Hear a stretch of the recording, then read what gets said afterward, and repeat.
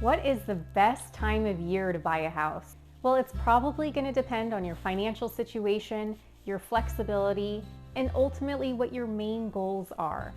If you're a first-time home buyer, or maybe it's just been a long time since you've purchased a house, I'm going to walk you through a couple different scenarios to help shed some light on what time of year might help you leverage your money the furthest and help you achieve your goals.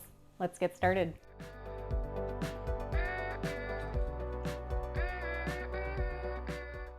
Hey there, welcome to my channel. If you're new here, welcome. I'm so happy to have you. My name is Erica Monroe. I'm a realtor in the Bay Area and I specialize in Solano County. My goal is to share all things real estate to help buyers and sellers gain insight into our market and strategies on how to achieve their real estate goals. If that sounds exciting to you, please hit that subscribe button so you're notified when I post my next video. So what is the best time of year to buy a house? Well, there are a lot of factors to consider, but I'm going to start with a season that's likely going to help you leverage your money the furthest. Winter time may be the season for you if you need to leverage your money and you hope to reduce the amount of competition you're up against. Historically, the buyer pool shrinks significantly during the holiday season. Typically, families coming in from town, or perhaps you jet off to a vacation. There are a lot of holiday activities that just keep everybody busy. A lot of buyers will have to hit pause because it's just too much and it's too overwhelming to consider making time to view houses and go through the contract process. So if you are flexible, wintertime may be a great option for you. There aren't as many buyers, which typically means fewer multiple offer situations, and you can likely purchase a home closer to the listed price. Winter weather is another factor that'll work in favor of buyers and in more than just one way. I know we live in sunny California and our winters are relatively mild, but already this year we've experienced two major rainstorms. Homes that came to market just before the rainstorm definitely felt the impact and saw fewer buyers willing to face the elements and come tour their homes.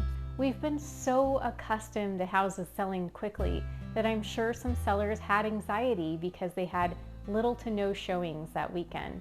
That may also encourage sellers to want to accept an offer more quickly and not counter with as strong of terms. But weather has another factor that I think is really important and favorable for buyers. Seeing a house during a torrential downpour is actually a great time to experience firsthand how a home is going to perform under extreme measures. I happened to be touring a house during the first rainstorm, and my buyers and I actually saw moisture coming through the ceiling. A seller, of course, would be required to tell you if they were aware of a roof leak, because that's a material fact. But given that we haven't had this type of rain in several years, I would imagine that there's a good chance the seller was not aware of how many leaks were prevalent.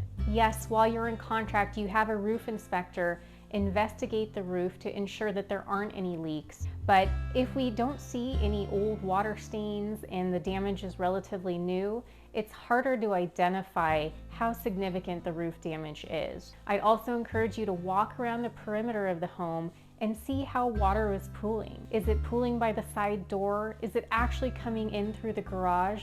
Or is it draining properly away from the house? All things that can be fixed, but definitely is going to come at a cost, or it may be that there's already some damage done to the home.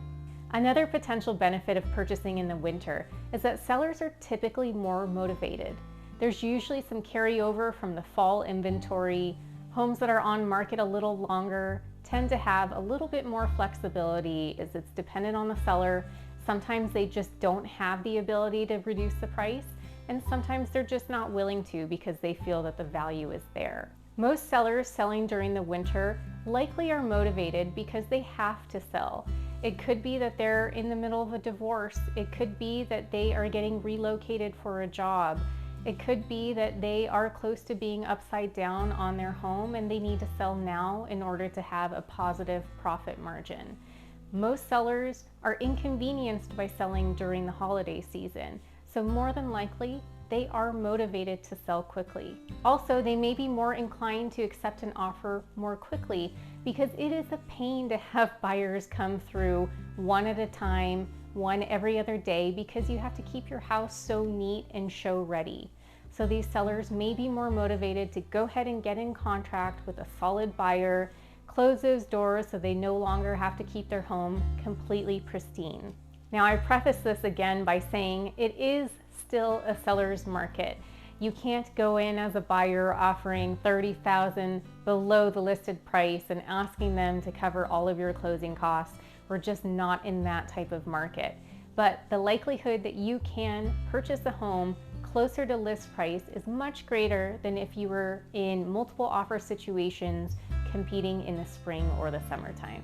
Sellers are also less likely to set an offer due date. Most sellers are aware that the buyer pool has shrunk, so they're more likely again to accept an earlier offer that comes in. So if you have the flexibility to go see a home as soon as it comes on market, that may work in your favor. Sellers may be inclined to go ahead and accept a solid offer that they feel good about without waiting and sitting on market for a couple weeks to chance that there may be multiple offers with an offer due date. So one downfall or something to consider if you're thinking about purchasing during the holidays is budget. This year is not the year to give extravagant gifts or to take extravagant vacations unless you've planned and budgeted accordingly.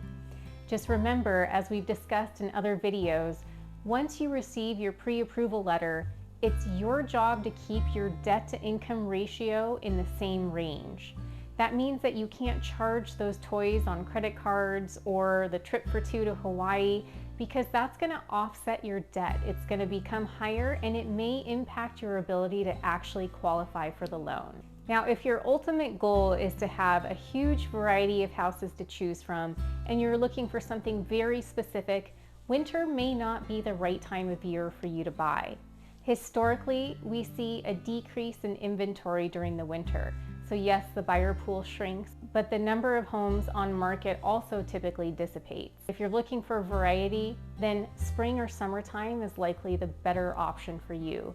You'll likely pay that premium because there are more buyers flooding the market, looking at the same houses, and if a house is spectacular, there's sure to be multiple offers and that price point's going to be driven up. But if you have the means to compete and your true main goal is to have that perfect home, then spring or summertime is likely the right time for you. If you have small children or a large family and the thought of uprooting them during the school year is just unfathomable, just making the time to go see the homes and go through the process is just completely overwhelming, then summertime is probably that time frame that suits you the best. Again, that's peak season here, so anywhere between May and the beginning of August is really a frenzy for a lot of families. So you may be paying a premium. You may have to try more than once, as most houses will get multiple offers, but that may suit your lifestyle. You may not have as much flexibility to purchase during the fall or winter. Buyers who are looking for that truly turnkey house may need to wait again until the spring or summer market when there's more inventory. It doesn't mean that there aren't going to be beautiful houses during the winter. They're just going to be fewer and far between. You may have to be a little more flexible in your expectation for what turnkey would be. So your main motivation is going to determine what time of year is most appropriate for you to buy. If you're really looking to stretch the dollar and leverage your money and try to get into a home as close to list price with as little competition as possible, then winter is probably a great time for you to buy. If you need a flood of inventory, you're really looking for that specific house that's turnkey, ready to go, then spring through summer is a great time for you. Just keep in mind, you're likely going to pay a higher premium for that home. If you have a little more flexibility and you're looking for the in-between, a little more inventory than winter, a little less competition than spring and summer, then the fall season may be the right fit for you. Thanks so much for watching. Please like, comment, subscribe, ding that little bell, and I'll see you next week when I post my next video.